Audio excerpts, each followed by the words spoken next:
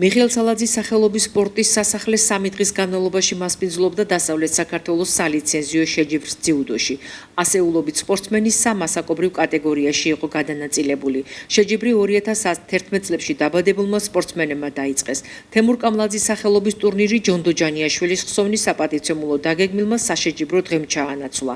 სალიცენზიო ასპარეზობა, რომელმაც დასავლეთ საქართველოს პერსპექტიული ძიუდოისტები გამოავლინა, მესამე დღეს სულხან ხვედელიძის სახელობის ტურნირით დასრულდა, რომელიც 2014-15 წლებში დაბადებულ ვაჟთა შორის გაიმართა. ტურნირის მხარდაჭერი ადგილობრივი თვითმმართველობა და საქართველოს ძიუდოს ფედერაცია იყო.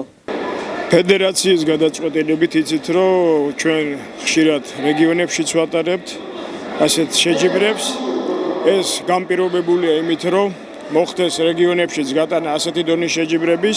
მე ძალიან მოხარულია ვარ, რომ ზესტაფონი ესეთ მაღალ დონეზე მასპინძლობს სამ ტურნირს და იმედი მაქვს, რომ ეს ახალი თაობა, ეს ახალგაზრდები სამომავლოდ გვაჩვენებენ იმ შედეგს, რაზეც ჩვენ ვართ ორიენტირებული. მოიგებენ მსოფლიოს, ევროპას და ოლიმპიურ თამაშებს და ეს ყველაფერი მე გრამატიკას რომ ხელს შეუწყობს, რაც ვახსენე ზემოთ ხსენებულს. დასავლეთ საქართველოს ჩემპიონატი ტარდება, სადაც გამარჯვებულები მიიღებენ საქართველოს ჩემპიონატში მონაწილეობას. ჩვენ ვცდილობთ ბევრი სპორტსმენი ჩავაბათ ამ საქმეში, ჯანსაღი თაობა გავზარდოთ და ხელს უწყობთ ყველანაირად უდგავართ ახალგაზრდებს გვერდში.